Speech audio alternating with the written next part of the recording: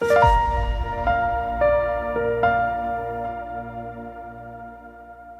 मैं डॉक्टर श्रद्धा अग्रवाल आज आपसे ब्रेस्ट प्रॉब्लम्स के बारे में बताऊंगी। अभी एक महिला आई थी, उनको कुछ दिन से हाथ में पेन था, ब्रेस्ट में ऐसा लग रहा था दर्द है, पर उन्होंने टालते रहे। 1-2 महीने उन्होंने अपनी तरफ से टाल दिया। जब वो आई तब उसमें सस्पिशियस लीजन था और जब हमने उसको इन्वेस्टिगेट कराया तो वो ब्रेस्ट कैंसर निकला। तो मुझे लगता है कि मुझे आप लोगों से बात करनी चाहिए कि ये ऐसा क्यों हुआ, हम इसमें क्या कर सकते हैं, क्या लक्षण है जिससे आपको डॉक्टर के पास जाना चाहिए और रूटीन स्क्रीनिंग में क्या कराना चाहिए, कौन से फैक्टर्स रहते हैं जो आपको हाई रिस्क कैटेगरी में लाकर खड़ा कर देते हैं। तो सबसे पहले कि रेड फ्लैग जो होता है वो किसको कहते हैं हम। तो अगर आपके ब्रेस्ट में पेन है, अगर आपको लगता है कि ब्रेस्ट में कुछ लंप है, आप कुछ गिटली फील कर सकते हैं, आपके एक्जिला में फील कर सकते हैं, या आपको लगता है कि ब्रेस्ट भर रहे हैं या दोनों ब्रेस्ट डिफरेंट साइज के हो रहे हैं, या आपको लगता है कि ब्रेस्ट के ऊपर रेडनेस आ गई, उसमें कलर चेंज हो रहा है, या फिर कुछ अल्सर बन रहा है,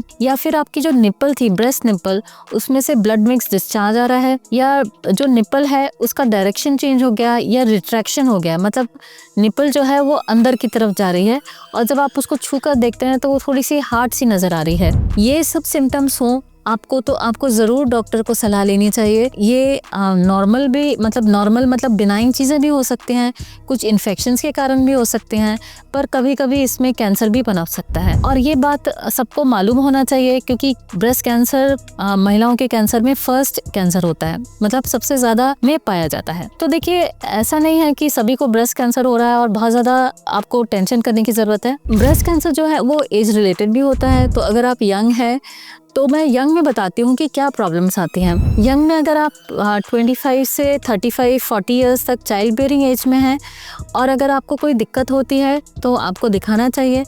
इसमें ज़्यादातर ब्रेस्ट में इन्फेक्शंस होती हैं, ब्रेस्ट फीडिंग के समय इन्फेक्शंस होती हैं जिसको हम हेमाटाइटिस कहते हैं। इसमें ब्रेस्ट पेन हो सकता है, रेडनेस हो सकती है, ब्लड मिक्स डिस्चार्ज भी हो सकता है और कभी कभी अगर आप ध्यान नहीं दे रहे हैं तो इसमें इन्फेक्शन की वजह से पस भी कलेक्ट हो सकता है।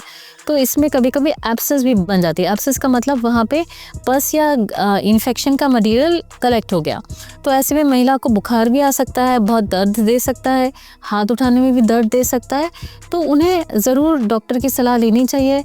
इसमें इन्फेक्शन के लिए कुछ एंटीबायोटिक्स होते हैं जो कि ब्रेस्ट फीडिंग के लिए भी ठीक होते हैं और इसको एंटीबायोटिक से या छोटा सा चीरा लगा के पस ड्रेन से भी ये ठीक हो जाता है। अगर आप प्रेग्नेंट नहीं हैं और या फिर लैक्टेटिंग नहीं है, मतलब ब्रेस्ट फीड नहीं करा रहे, फिर भी अगर आपको ब्रेस्ट पेन है तो भी आपको डॉक्टर को दिखाना चाहिए। तो ब्रेस्ट पेन किस वजह से होते हैं? देखिए, जो हार्मोन लेवल है ईस्ट्रोजन वो बढ़ती और कम होती रहती है, जिसके कारण ब्रेस्ट साइज पर भी फर्क पड़ सकता है, उसकी लैक्सिटी, उसकी स्किन पे भी फर्क पड़ सकता है और कुछ लोग हार्मोन रिलेटेड या ईस्ट्रोजन रिलेटेड ब्रेस्ट पेन भी फील कर सकते हैं। इसमें एक फिटिंग क्लोथ या फिटिंग ब्रा का भी बड़ा रोल रहता है क्योंकि ब्रेस्ट बहुत सॉफ्ट टिश्यू है। अगर थोड़ा सा भी ट्रॉमा हो गया या झटका लग गया उसमें भी आपको ब्रेस्ट पेन हो सकता है। लेकिन अगर ब्रेस्ट पेन हो रहा है तो आपको डॉक्टर को दिखाना चाहिए। इसमें कभी कभी डक्ट में इन्फेक्शन होकर उसमें इन्फ्लेमेटरी रिएक्शन हो जाती है जिसको पेरिडक्टल मास्टाइटिस कहते हैं। अगर सिर्फ ये चीज है तो एंटीबायोटिक से ठीक हो सकती है। कभी कभी कुछ लोगों को स्किन में प्रॉब्लम रहती है, इतनी खुजली चलती है कि उसको खुजाल के वहाँ पे रैशेस हो जाते हैं। ये कभी कभी फंगल इन्फेक्शंस के कारण भी हो सकते हैं या फिर कुछ और प्रॉब्लम्स के साथ में हो सकते हैं जिसमें एलर्जीज का भी एक रोल होता है। तो हमें एंटी एलर्जिक और कभी कभी स्टीरॉयड ऑइंटमेंट्स भी देने पड़ते हैं इसको ठीक करने के लिए। एक तीसरा रोल होता है न्यूट्रिशन का। कभी कभी ब्रेस्ट की इन्फ्लेमेशन को ठीक करने के लिए हमें ओमेगा 3 फैटी एसिड्स या एंटी इन्फ्लेमेटरी चीजें यूज करनी होती हैं। तो इसमें थोड़ा सा एंटीऑक्सीडेंट्स का रोल होता है जिसमें green leafy vegetables, fruits, walnuts, fish और कॉड लिवर ऑयल, इन सब का एक थोड़ा सा रोल होता है। तो आपको डाइट को बहुत अच्छा सुधारना चाहिए। Even diet and exercise, obesity का रोल होता है। ज्यादा फैट से भी ब्रेस्ट में एडिपोज टिश्यू भर जाती है और वो ब्रेस्ट पेन कर सकती है। और ओबेसिटी का भी एक रोल होता है ब्रेस्ट प्रॉब्लम्स को एग्जैजरेट करने में। तो इन सब का ध्यान रखते हुए ये जो प्रॉब्लम्स हैं कई हद तक कंट्रोल की जा सकती है। अगर हमें लगता है कि पैल्पेशन में कुछ प्रॉब्लम मिली है तो हम उसको आगे इन्वेस्टिगेट कर सकते हैं। अब मैं बताती हूँ आपको कि जो जनरल महिलाएं हैं उनमें क्या रिस्क फैक्टर्स होते हैं और कैसे उन्होंने अपना एग्जामिनेशन करना चाहिए। तो कभी भी कोई महिला आती हैं ब्रेस्ट प्रॉब्लम्स के लिए आती हैं या 40 ईयर्स ऑफ एज से ज़्यादा हैं, तो उनमें जो रिस्क असेसमेंट हम करते हैं उसके लिए सबसे पहले हमें उनकी फैमिली हिस्ट्री लेनी होती है। अगर फैमिली में ब्रेस्ट बॉल या ओवेरियन कैंसर्स की हिस्ट्री है और वो भी अगर फर्स्ट डिग्री रिलेटिव्स में है तो वो उनको एक हायर रिस्क पर कर देता है। अगर रिलेटिव्स में फर्स्ट डिग्री रिलेटिव्स में less than 40 years of age में प्रोवन ब्रेस्ट कैंसर, बाउल और ओवेरियन कैंसर है तो वो रिस्क और भी बढ़ा देता है। अगर फैमिली में रिस्क फैक्टर्स हैं तो क्या उनकी इन्वेस्टिगेशन हुए हैं, क्या उनके ब्राका जीन्स पॉजिटिव है, तो अगर ब्राका 1 पॉजिटिव है तो उनमें 60% of the patients are at risk of having cancer. तो उन्हें डिटेक्ट करना बहुत ज़रूरी है और अगर डिटेक्ट होती है तो उन्हें प्रोफेशनल से मिलकर आगे क्या करना है उस बात का इन्वेस्टिगेशन और ट्रीटमेंट लेना चाहिए। फिर पर्सनल हिस्ट्री है, क्या आपके अंदर कभी कोई ओवेरियन कैंसर या अर्ली ओवेरियन कैंसर डिटेक्ट हुआ है, ब्रेस्ट कैंसर डिटेक्ट हुआ है या कोई ऐसी प्रॉब्लम आई है, कभी बायोप्सी में प्रोवन कुछ हुआ है, तो उनको वो एक हाई कैटेगरी में है और उनको प्रोफेशनल एडवाइस लेनी चाहिए। फिर जो ईस्ट्रोजन रिलेटेड जो है, अगर आपको अर्ली मिनार्की हुई है, मतलब बहुत जल्दी पीरियड आ गया हो, आपने बच्चे देर से हुए हों आपके, या फिर आपका मेनोपॉज देर से आया हो, तो ये लोग भी एक इंक्रीज रिस्क पे रहते हैं।